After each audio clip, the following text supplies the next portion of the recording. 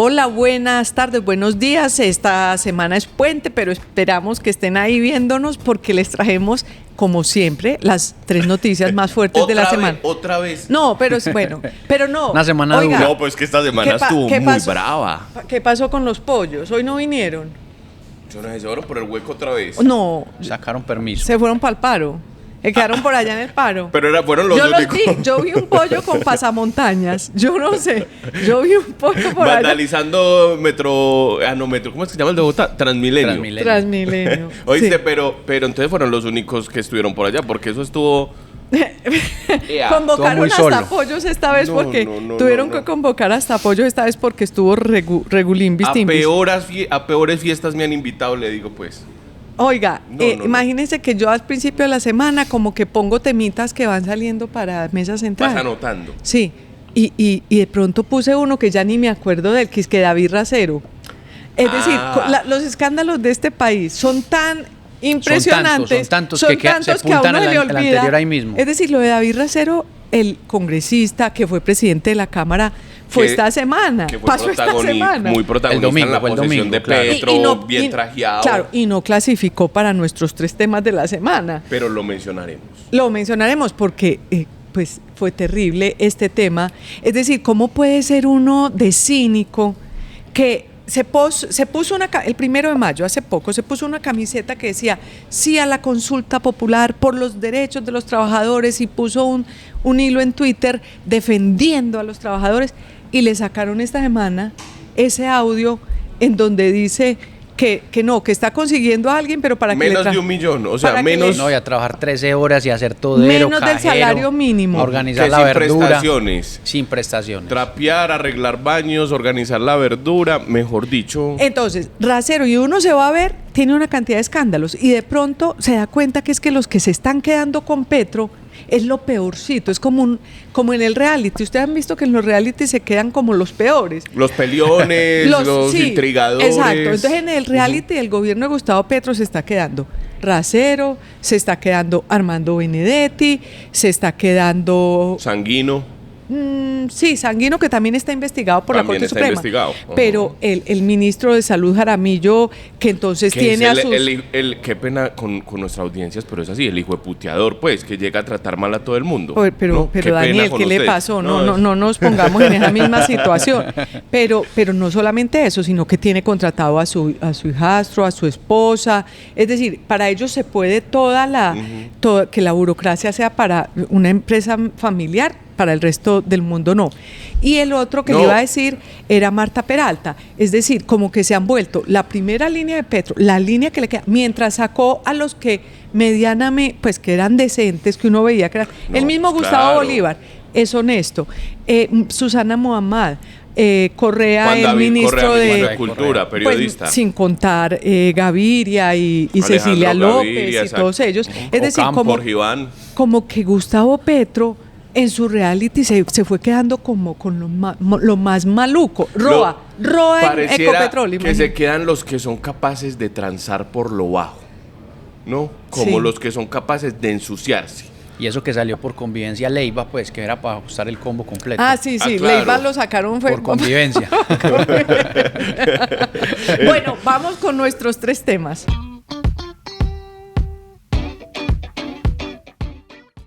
Bueno, nuestro primer tema es el tema de Ecopetrol y de Ricardo Roa, su presidente. Yo creo que esta semana, me van a decir que no, pero durante 3 años es la peor semana para Ecopetrol en muchas malas semanas que ha tenido. Exactamente, porque es que la media está muy alta. Sí, entonces uno se pregunta, nos preguntábamos en el editorial de este viernes en el periódico El Colombiano, ¿cuánto más hay que esperar para que salga Roa? Es decir, Ecopetrol es una empresa que le da al país el 10% de su Producto Interno Bruto, el 10% del Producto Interno. ¿Y cómo puede estar en manos de un señor que desde que llegó mal, porque venía por ser el gerente de la campaña de Gustavo Petro? No era un especialista. Es que Ecopetrol no solamente es la primera empresa del país, está entre las 300 más grandes del mundo. Uno, para una empresa de esa dimensión, pues pone a alguien que Alguien tenga que todos los conoce. quilates, sobre todo que tenga la capacidad de administrar, en fin, y muchos lo han hecho con lujo de detalles. Pero bueno, la semana empezó primero con un otro sí que reveló el periódico El Tiempo el domingo, en el que mostraban que habían invertido o habían gastado 5,8 billones de dólares. Millones de dólares. Millones de dólares, perdón, que son como 25 mil millones de pesos, para que hicieran unos abogados gringos un estudio de reputación de Ecopetrol. Que era, y de Ricardo Roa, de cómo estos escándalos habían Exactamente. afectado la imagen de la Que empresa. si Ricardo Roa afectaba la reputación de Ecopetrol. Para eso no necesitaba gastar esa plata. Luego, sí, eso era muy claro. Solo pongamos el orden y luego entramos en la discusión. Lo segundo que se supo fue que dentro de ese contrato, pues se había ordenado la interceptación de 70 funcionarios de Ecopetrol. Ecopetrol y todas sus filiales. Exactamente, incluyendo parece que está identificado un miembro de junta directiva. El exmiembro de junta, Luis Alberto Zuleta. Luis Alberto Zuleta, que es un personaje muy prestigioso colombiano en el mundo, en muchas. Y luego la Procuraduría General de la Nación esta semana también dijo en una posición un poco extraña de parte de el Hash, que es el procurador, que lo hemos visto muy petrista, pero como en un acto de independencia le dice al Consejo Nacional Electoral: sí, señores Consejo Nacional Electoral, según las pruebas que ustedes han recogido, por favor sancionen al señor Roa porque se voló los topes de la topes campaña, en sí. más de 5 mil millones de pesos, lo cual va directo al corazón de la campaña de Gustavo Petro. Claro. Luego renunció Mónica de Greiff, una de las Miembros de junta. miembro de junta, Sí. una mujer reconocida en el país, que decíamos en el editorial, si con todos los escándalos que han pasado, ella se ha quedado, a ella la puso este gobierno, ¿cómo será el tamaño de este escándalo de esta semana, que ya no Que ya se resistió y dijo: yo me voy? Sí, porque de hecho gran parte del escándalo es que en un momento ese contrato era $870,000, después en diciembre, cuando todos ya estaban en vacaciones, la Junta también estaba por fuera, se firma ese famoso otro sí que aumenta el contrato a casi $6 millones y se hace a espaldas de la Junta, que de hecho la Junta Directiva de Ecopetrol lo dijo esta semana: nosotros no autorizamos ese otro sí que se firmó, Claro. y que terminó en esas chuzadas en el Eso, largo plazo. Es que se llama Operación Mi Casita, era todo esta. Y es extraño que hayan subido de menos de $1 millón a casi 6 millones de a casi dólares. millones. 5 millones de dólares justamente. Hay quienes dicen que la Junta sí sí sabía, ahí va a haber una discusión. Hay quienes dicen que la Junta sí sabía, que la Junta, el hecho de que no supiera el detalle del monto y demás, pero que sí sabía. Entonces hay que ver la Junta, que no ha sido una buena Junta en general, tiene algunos miembros que pueden ser rescatables, que fue una Junta más nombrada porque eran amigos del presidente que porque tuvieran calidades. Y decís que no es una buena junta, hay que decir por qué, y es porque ellos no han controlado las decisiones que se toman adentro de Ecopetrol. Por ejemplo, cuando se paró el proyecto en Estados Unidos, que le iba a dejar muchas ganancias a la que firma, por eso ¿no? se fueron los buenos de la Junta, que se fueron por ese motivo. Pero ya entrando en detalle en cada uno, como decías, el caso del otro sí. Sí. ¿Quién se le ocurre pagar un otro sí? Pagar casi $6 millones para ver si Roa afecta la reputación. Mejor cambien a Roa. Es decir, si en vez de gastarnos $6 millones de los colombianos, pues simplemente quiten a Ricardo Roa y no más. Pero no sabe uno por qué lo sostienen. Le toca a uno pensar que es una manera de Gustavo Petro tener ahí al personaje que tiene todos los secretos de la campaña electoral, porque fíjense quiénes Es lo están. mismo que pasa con Benedetti Sarabia, que uno dice, Sí. ¿qué le están guardando? ¿Qué saben que es mejor tenerlos aquí con la correíta cortica? Porque no tiene sentido que tenga a Ricardo Roa con todos estos escándalos destruyendo el valor de Ecopetrol. Y ahí también hay que aclarar y poner un nombre que es clave en todo este proceso, que es el de Alberto Vergara, el vicepresidente de Ética y Cumplimiento de Ecopetrol, que fue la persona que Es el que firmó firma. el otro sí, aparentemente, como dice Luz María, todavía no sabemos, a espaldas de la Junta, con el agravante de que esta semana se conoció un informe de auditoría que apunta muy duro contra Alberto Vergara a raíz de esas filtraciones, de esas chuzadas que nosotros mencionamos. El informe de auditoría dice que todo indica que utiliza estos datos Vergara de manera arbitraria para hostigar, manipular y perseguir a empleados, violando gravemente su derecho a la privacidad. Eso dice el informe por el cual pagamos la plata.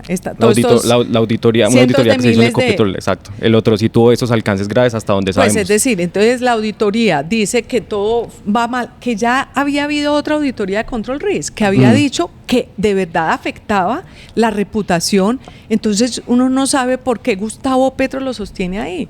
Porque hay que decir Gustavo Petro lamentablemente, porque en una empresa de estas dimensiones debería ser la junta directiva, una junta directiva seria, la que tome las decisiones dentro del gobierno corporativo. Sí. Pero como Gustavo Petro se llevó por delante el gobierno corporativo, dejó sin autoridad a los de la junta directiva cuando tumbó ese contrato de Permian, el proyecto Oslo, que era impresionantemente bueno para las ganancias de la empresa y para las ganancias de todos los colombianos. Una noche Gustavo Petro se reunió con algunos miembros de junta en Bucaramanga y les dijo, nos salimos de ahí. Hay que echarse para atrás. Tumben esa vaina. Y ellos, ahí fue donde salieron los dos primeros serios de la Junta, y esa Junta se fue quedando aún más endeble. Sí. Entonces, hay que decirles a Gustavo Petro, vuelvo a decir, que lo saque, pues que está esperando, porque cada vez que pierde más plata Ecopetrol, que perdemos más plata a los colombianos por cuenta de los líos, de los escándalos de Ricardo Roa, es también culpa de Gustavo Petro, que es el que ha decidido que él toma las riendas de Ecopetrol como si fuera la tienda de la Casa de Nariño. Y eso pues no es una empresa que debería ser mucho más seria. Creo que todo lo que Colombia espera es cuándo se va a ir Ricardo Roa. Aparentemente en las últimas semanas se ha estado hablando de su salida. Es probable que cuando usted esté viendo este programa ya se haya ido, es pero probable. no sabemos. No sabemos. Lo que se conoce hasta el momento es que quien asumiría la presidencia de Ecopetrol es el actual ministro de Minas y Energía, Edwin Palma. Lo que pasa es que el gobierno está pidiendo concepto jurídico para saber qué tan viable es hacer ese enroque, que Palma vaya a la presidencia de Ecopetrol y que Ricardo Roa asuma la cartera de Minas y Energía, porque podría meterse en otro chicharrón ahí. Exacto, dos cosas. Primero, no puede quitar a Ricardo Roa para ponerlo en el Estado. Es decir, los escándalos de Ricardo Roa no los hemos mencionado, Daniel. El del apartamento que le compró a Serafino Diácono, claro, que se lo dio más barato porque como iba a ser presidente de Ecopetrol, pues Serafino muy vivo dice, aquí tengo un negocio, y le dio un apartamento súper lujoso por un precio mínimo. Lo otro son los contratos de su pareja, ¿no? De Caicedo, que tiene gran influencia en Ecopetrol y en ISA también, hasta donde se sabe. Y que tuvo también contratos en EPM, o sea, él se ha encargado de moverlo haciendo asesorías, haciendo trabajos en todo el espectro de las empresas en las que Ecopetrol tiene injerencia. También está el escándalo de Listar, que aparentemente Roa habría privilegiado a Listar por encima de Licol, que era más competente para ciertos contratos que tenía Ecopetrol. Es decir, Ricardo Roa es un solo escándalo en sí mismo, es decir, y el más grande es el de la campaña. Y es absolutamente impresentable que el presidente Gustavo Petro diga luchar contra la corrupción y lo mantenga y con las chuzadas, es decir, es que todo por lo cual supuestamente Gustavo Petro luchó en toda su trayectoria política es todo lo que estamos viviendo en Ecopetrol a los ojos de él, y no hace absolutamente nada. Oiga, pero aunque en eso de las chuzadas, entonces Gustavo Petro sacó un mensaje en X diciendo, pero qué tan chistosos los del Tiempo, los de RCN o los de Semana, que no mencionan que Ricardo Roa está entre los chuzados. Sí. Pero también está Vergara, es decir, se le cae su argumento porque entonces también está Vergara. Eso parece como estrategia de la KGB. Yo me hago chuzar para que parezca que yo soy inocente. Exacto, eso es como cuando un jefe les dice, les voy a poner polígrafo a todos, y yo soy el primero que me lo pongo.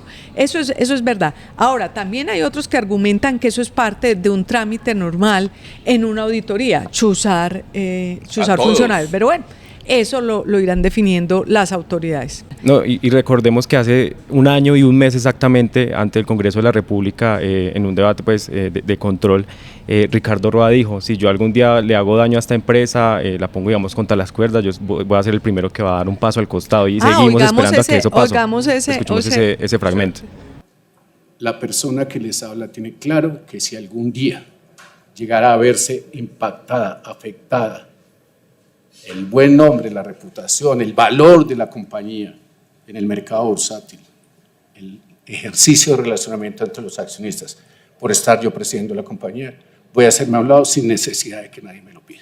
Y también le tengo otro fragmento con lo que dices de Edwin Palma. Es que yo no sé si vamos de mal en peor. Uno no sabe si sería peor Edwin Palma que Roa. Porque también escuchemos este video de Edwin Palma ayer en el paro diciendo que qué maravilla que estén destruyendo la producción. Vamos a poner a alguien que es fanático de destruir la producción al frente de nuestra gallina de los huevos de oro, de la que nos da mucho de los recursos que necesita el país para construir empresas, construir centros de salud, para todo lo que es la educación, infraestructura, todo el tema social. Pero escuchemos a Edwin Palma. Un reconocimiento especial a los líderes comunales, campesinos, afro. Luzma, a mí lo que me parece es que, o lo que me preocupa es que es muy probable que Gustavo Petro se la juegue con Edwin Palma, porque es que Gustavo Petro cree eso de Ecopetrol, que hay que dejar de explotar, que hay que dejar de producir petróleo y que hay que ponerle a hacer inteligencia artificial. Oiga, y hay quienes dicen dentro de Ecopetrol, la gente de Ecopetrol, o por lo menos los cercanos a Roa, dicen, todos estos escándalos los está filtrando Edwin Palma porque quiere Para llegar a quedarse con la ser presidencia. presidente de Ecopetrol. No sabemos si eso es verdad, no sabemos si es mentira. Incluso se dice que mucho antes, incluso de que el presidente Gustavo Petro lo nombrara en el Ministerio de Minas y Energía, ya le había prometido, le ha dicho en algún punto, usted va a pasar a la presidencia de Ecopetrol, no sabemos cuánto, pero Edwin Palma lo sabe que en algún punto va a ser presidente de Ecopetrol. Además que el salario de ministro no tiene nada que ver con el salario También. de presidente de Ecopetrol, ¿no? Claro que quién sabe, porque realmente es la USO, que Edwin Palma tiene su origen en la USO, él fue Sí. presidente de la Sí, USO. claro. La USO, por ejemplo, de pronto no le fue nada bien en este paro. Mostraron que no tienen mayor arrastre que lo que esperaba. Entonces, quién sabe si Gustavo Petro ahí Sí lo está, vaya a premiar. si está pensando. Y pues lo otro que alguien decía, a ver, pero ¿por qué el procurador se mete con Ricardo Roa y con Gustavo Petro y con la campaña? ¿Será que también viene de parte de Gustavo Petro la idea de que necesita correr a Ricardo Roa y tiene que buscar todo esto para... Todos son, por supuesto, especulaciones del poder.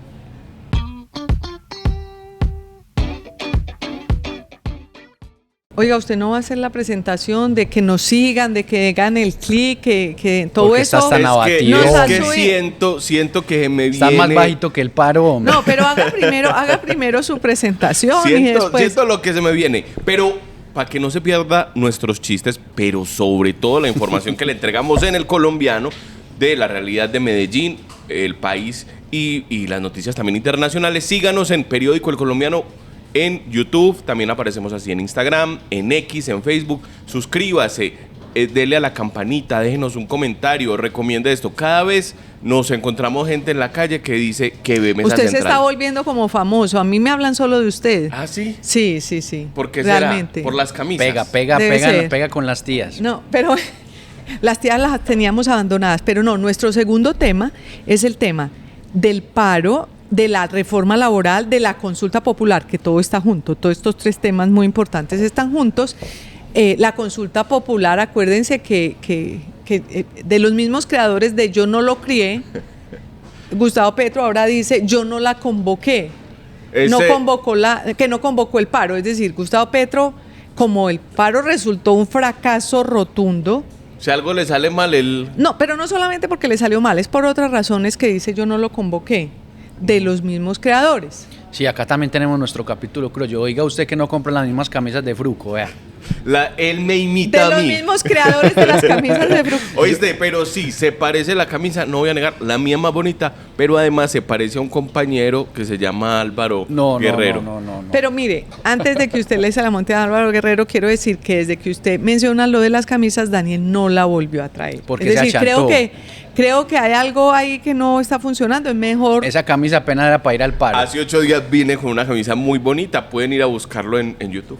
Sí, no me acuerdo, pero bueno, volviendo al paro y a la consulta, pues lo que tuvimos esta semana fue una situación estratégica, es decir, en realidad hace rato no pasa algo como tan estratégico, que fuera tan evidentemente estratégico como lo que hizo el Congreso de la República, que el Congreso de la República había tumbado la reforma laboral cuando se dio cuenta que Gustavo Petro, que eso le daba gasolina a Gustavo Petro para convocar una consulta popular y para montarse sobre ella en las elecciones de marzo del año entrante. Entonces el Congreso dijo, no, pongámosle a esto acelerador. Corrieron. Angélica Lozano se puso la 10, montó a todos los de su comisión cuarta y a todos los, se alinearon todos y sacaron adelante una reforma laboral increíble. Y además que Increíble el gobierno porque- se les atravesó también con otra reforma, ¿no? Claro, porque La es que al ponencia gobierno, alternativa, sí. no, porque es que el gobierno concluyó que es que no le sirve la reforma, que lo que él necesita es la consulta popular. Yo siempre me acuerdo de la frase de Benedetti cuando dijo, cuando se cayó la primera vez la consulta, la reforma laboral, que dijo, nos dieron papaya. Nos dieron papaya y se pegaron de esa papaya,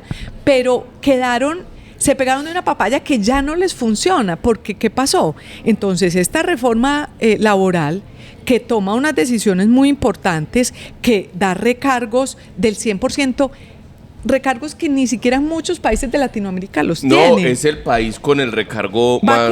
Quedaríamos en Colombia pues como de lujo en temas laborales.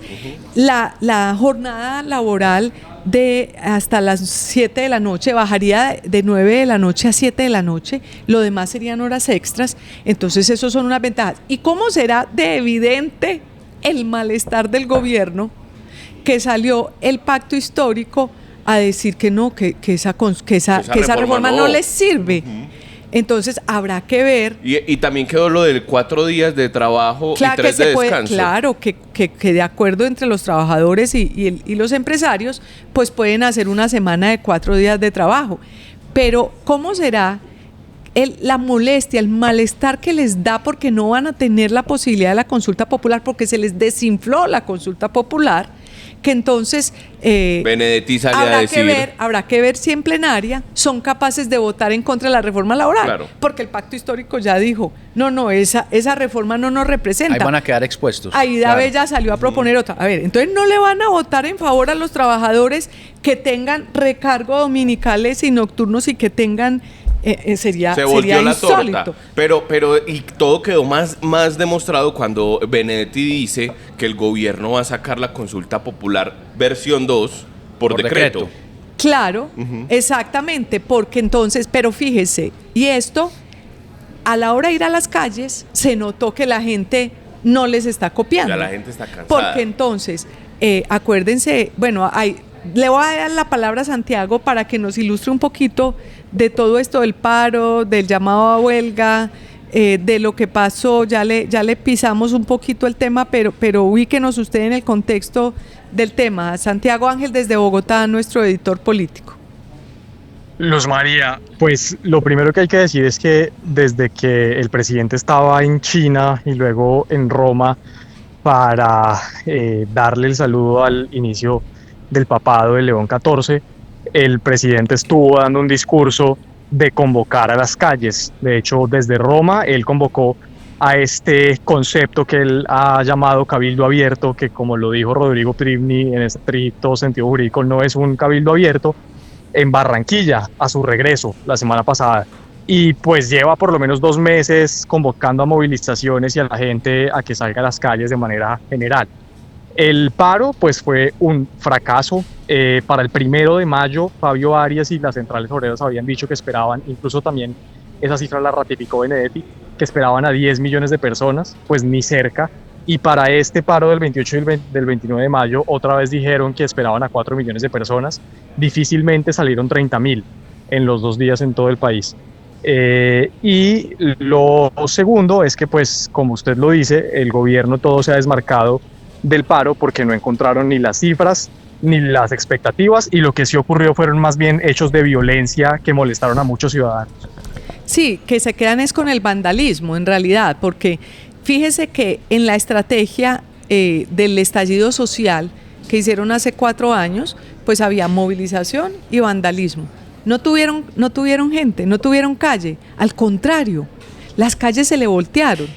Vimos varios episodios de varias señoras tratando en un caso de ir a defender a los policías del CAI, en otro caso insultando al presidente de la República. Y en Bogotá vimos otro video de gente harta de los cierres viales, de los cierres viales, sí. Y incluso movían a la gente porque ya... ¿Qué pasa? Es que la gente ya se está dando cuenta del por detrás de las cosas. Es decir, hace 4 años, claro, en este mecanismo que utilizaron de decir que es que todo puede ser mejor, que la igualdad, todos estamos de acuerdo con eso, pero lo utilizaron para volcar gente a las calles. Cuando ya hoy la gente se da cuenta que es que los utilizaron en esa ocasión, pues no se quieren volver a dejar utilizar y quedan solo con la parte de los vándalos, porque los vándalos sí parecen orquestados por algunos, por ellos, es decir, por alguien dentro de esa organización, parecen orquestados los vándalos. Pero volviendo a la reforma laboral, Santiago, me parece interesante porque los puntos de la reforma laboral debe ser discutida y votada en plenaria de Senado la semana entrante. pero estoy viendo también a muchos empresarios un poco sintiendo que esta reforma laboral les va a pegar duro. He visto algunas clínicas diciendo que si tienen que pagar los recargos de esa, porque las clínicas no paran, es decir, las clínicas tienen turnos de 12 horas. Exactamente, que ellos van ras con cantidad, que si les toca pagar más por los que probablemente no van a poder. Se le junta el problema de la crisis de salud atomizada por el gobierno Petro más la reforma laboral, no tienen cómo asumir gastos. Entonces ahí yo creo que de todas formas esa plenaria no va a estar fácil, porque si bien se votó para, todos lo sacaron a 1000 para desarticular las marchas de Gustavo Petro, ahora pues ante la realidad de que eso ocurra, pues puede traer, supongamos que sí lo aprueben, no sería raro, nos decía además a nosotros Luis Carlos Sarmiento Gutiérrez en una entrevista, decía pues que se vote lo que haya que votar y que decida el Congreso lo que haya que decidir, pero el día los inversionistas nuestros, los accionistas, nos exigen una productividad. Si nosotros no le damos la productividad, ellos se llevan la plata para otro lado. Y para nosotros darle esa productividad, pues nos tocará cambiar gente por inteligencia artificial. Entonces, yo creo que el Congreso, pues veamos a ver si lo aprueban así, qué consecuencias va a traer eso sobre la economía del país, porque ya lo habíamos dicho aquí, no es fácil, esa reforma laboral tiene unos puntos para unas empresas que finalmente pues están también, pues lo hemos visto, se ha disminuido el pago de impuestos, y si se ha disminuido el pago de impuestos es porque también se ha disminuido la producción. Y hay que tener en cuenta que la economía se ha mantenido y ha tenido unas buenas cifras en algunos momentos en los renglones que son puro consumo, que son renglones que no tienen retorno. Turismo, el comercio, eso no tiene retorno, eso no es gran empresa. Entonces, si la vía sigue así, es muy probable que las empresas se vean resquebrajadas y que no se sepa cómo asumir. Pobre Fruber de Racero, imagínese todo lo que le viene encima y se aprueba la laboral. No, pero no es que lo cerró. Yo entendí que lo cerró. Sí, claro, yo pues entendí es que lo cerró. ¿quién no cierra eso sabiendo que mete a todo el mundo negocios, a trabajar? Sí. Es decir, él cerró el Fruber porque se dio cuenta que tenía un Fruber más grande que era el Estado. Tiene como a los primos. Tíos y a los primos. Santiago hizo ese artículo que dejó en evidencia esa microempresa familiar que ha creado Racero en el Estado. En el Estado. Pero bueno, la conclusión... Santiago, ¿ibas a decir algo?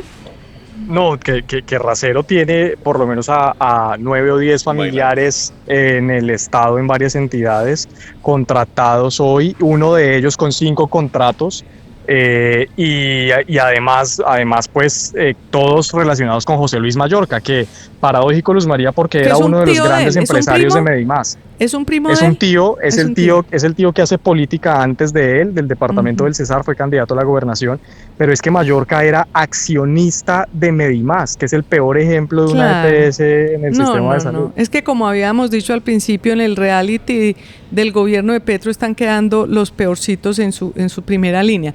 Pero simpático lo de Racero es una demostración de que la reforma laboral es muy difícil para los empresarios. Racero demostró que no era capaz de sostener un negocio privado, no era capaz de pagar lo que tenía que pagar, no era capaz de pagar extras y festivos. Y ahora, entonces, se llevó a toda su gente para el Estado, porque el Estado sí tiene plata, pero él no fue capaz. Es decir, todos los que hacen estas leyes, la mayoría, nunca han hecho empresa. No han hecho, y si la han hecho, no la han logrado sostener. Entonces ahora ellos quieren dictar de cómo se debe hacer empresa en el país. Pero bueno. Pero hay que destacar que el Congreso se puso las pilas, sacó adelante y la reforma. Angélica hizo un trabajo impresionante. Bien, pero lo que me llama la atención es que mientras tanto, el gobierno, pese a que el Congreso está haciendo su tarea, sigue desprestigiando a los congresistas. La consulta popular, Santiago, ¿usted cree que la consulta popular va a seguir o no va a seguir? Yo lo que veo es que si sigue, difícilmente, es decir, sería un fracaso estrepitoso, por lo menos con lo que vimos esta semana, en términos de votación, supongamos. Claro. En el escenario de que el gobierno a los machetazos y violando la Constitución, pues la convocara, y aún si la registraduría accediera a eso, pues que saquen 13.7 millones de votos. Si no lograron sacar a 100.000 personas en un paro nacional, va a ser muy difícil. No, a 100.000 no, a 20.000, no lograron sacar a 20.000. Exacto, pero además, pues es que el ministro del Interior esta semana también dijo que en el escenario de que se aprobara la reforma laboral podrían no convocar la consulta. Y la reforma, pues le queda un debate en la plenaria, puede haber algunas modificaciones en ese último debate.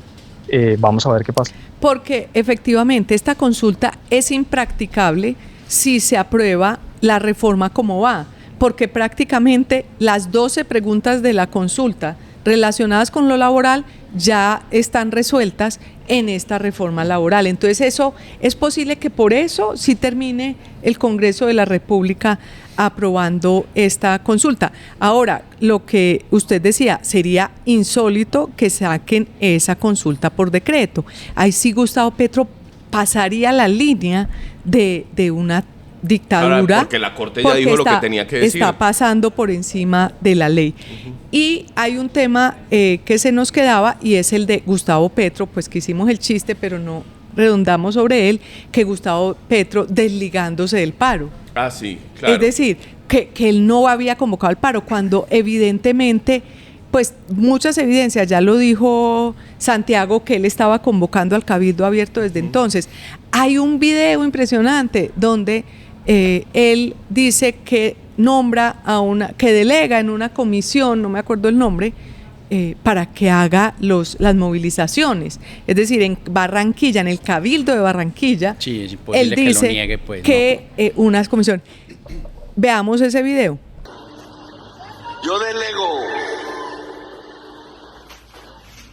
el papel de dirigente popular que hasta este momento he tenido, que no es función de la presidencia, sino de la persona, en la Coordinadora Nacional Popular de Movimientos y Organizaciones, para que dirija las acciones que el pueblo debe tomar.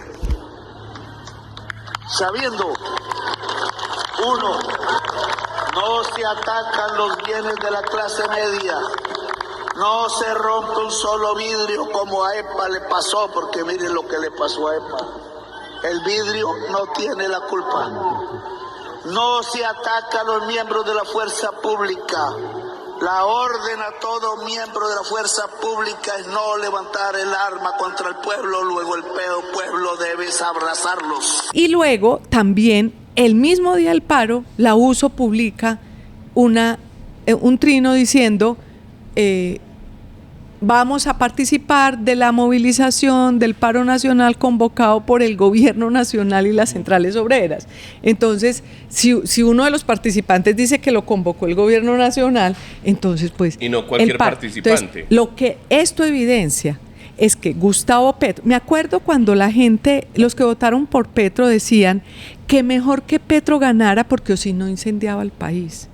Y entonces ahora trató de incendiar al país, pero qué bueno, de pronto sí fue bueno que hubiera ganado, porque se desgastó en las calles, ya no tienen las calles, las encuestas, por mucho que a la gente le parezca mucho, 35%, en realidad no es bastante, y recordemos que perdió en las elecciones de octubre de 2023. Entonces, el gobierno para Gustavo Petro ha sido un desgaste monumental.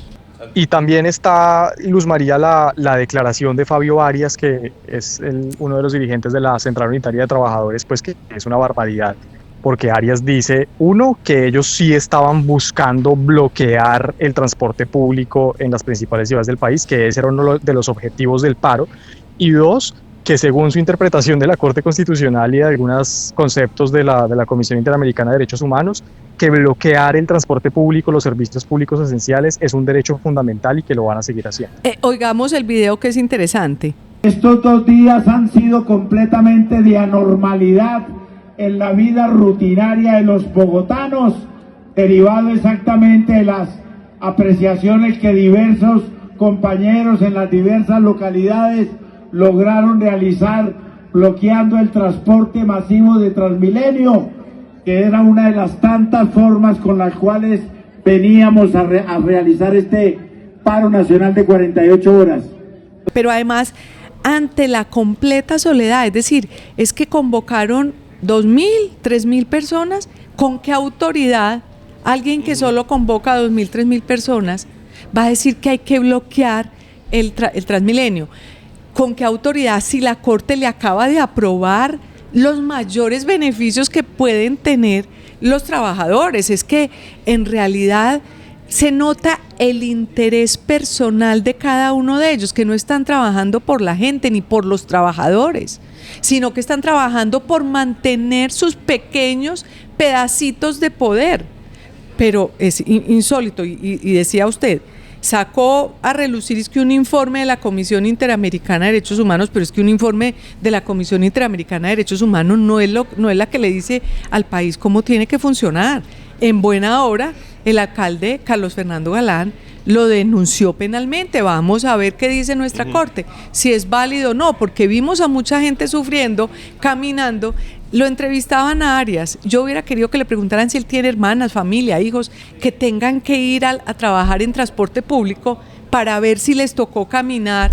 Además de salir de trabajar, tener que caminar 2 horas por 2.000 que les parece que le tienen que hacer el eco a unos intereses partidistas de unos personajes.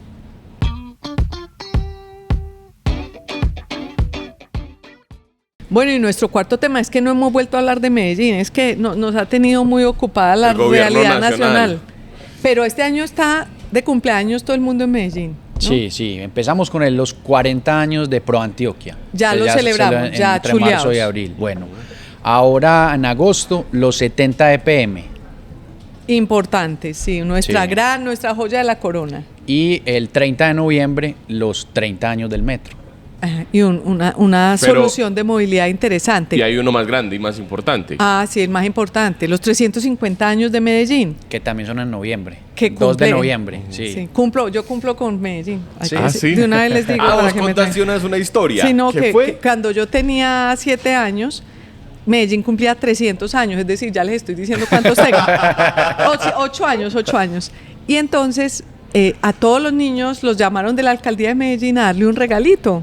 A mí no me llevaron, pero supe, pues porque lo anunciaron, me parece que es una buena idea que la alcaldía de Medellín este año a los niños debería darles un regalo con motivo de sus 350 años. Pero además tenemos más iniciativas, de pronto hablamos después de eso porque ese no es nuestro tema, pero voy a conectar una cosa con la otra, que para los 350 años me gustaría que la gente nos propusiera cómo hacemos de esta ciudad una ciudad más verde, más verde para evitar. Yo creo que en vez de estar mirando la historia, que es fantástica nuestra historia, que la queremos, que somos orgullosos de ella, ver cómo dejamos un testamento es para el futuro. Claro. Porque lo que está pasando en la ciudad, y este es nuestro último tema, que en Ñapa, pues no es tan largo, es estos deslizamientos, este deslizamiento de los balsos, que no es el único, hay muchos deslizamientos en la ciudad, en todas las zonas populares, pero uno hace poco, que llama la atención porque en todos lados, es decir, en los sectores populares decíamos, no, es que la gente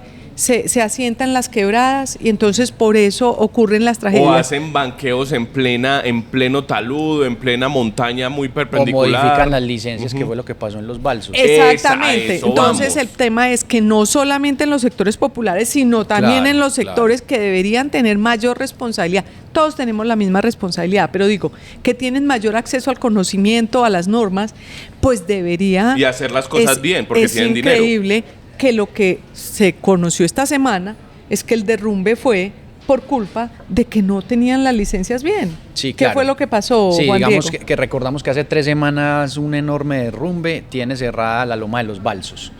Inicialmente la alcaldía dijo, en 3 días abrimos. Que gracias a Dios nadie falleció. Todo porque... Por los vigilantes de las unidades que se dieron cuenta de que se iba a venir la montaña y pararon el tráfico. Eso pues aplausos para esos buenos ciudadanos. Claro, entonces inicialmente viendo como el panorama visible solamente con los drones y con el monitoreo que se hizo en terreno, se dijo, en 3 días abrimos paso. Van 3 semanas y cada vez es más grande el trabajo que tienen que hacer. Van para 25.000 metros cúbicos removidos y lo que se supo esta semana, ya la semana pasada habíamos sacado un informe con Juan Felipe Zuleta hablando de la complejidad que tiene la ladera oriental de Medellín, porque las quebradas que bajan de Santa Elena se emposan en un sistema de cuevas que la ciudad no tiene una radiografía de eso, entonces eso hace que aún sea más complejo la estabilidad del terreno. Pero lo que se supo esta semana, que esos son factores naturales, es lo que los expertos llaman factores antrópicos, y es la mano del hombre en la montaña. Claro. Y se supo que hay incumplimiento de las licencias. Corantioquia ya tiene 2 procesos muy avanzados en los que dice que los constructores que pidieron permiso para modificar una licencia, lo que hicieron fue construir desde cero. Y lo que hicieron fue desviar una quebrada y el curso de unas aguas, y eso es lo que terminó desgarrando la montaña desde la parte alta. Esta semana hablé con el alcalde Federico Gutiérrez en el foro de visión estratégica que estuvo muy bueno. Que el periódico hizo. Que hizo el Colombiano, exactamente, que tiene una revista para que la lean y la consigan. Con valor analítico, valga decir. Así es. Y el alcalde explicaba pues como en términos muy simples y decía, el asunto ahí también es que hay unas grandes quebradas que llevaban a pequeños tubos de PVC, y cuando hay un invierno eso se desborda y no hacían las cosas con regla. Y entonces él dijo, vamos a ser mucho más estrictos con estas empresas que se están pasando la norma por la faja. Eso fue lo que pasó ahí. Es muy grave. Corantioquia dice que desde 2017 no entrega permisos nuevos en esa ladera suroriental. También al comienzo de la emergencia de los balsos hablamos de la advertencia que hizo la Mesa Ambiental del Poblado desde hace 15 años, que esa zona tenía una alta probabilidad de un nuevo deslizamiento, después de lo que ocurrió en 2008 en la Cola del Zorro, que fue pues un evento muy trágico para la ciudad. Impresionante, acordémonos de eso fue muy trágico.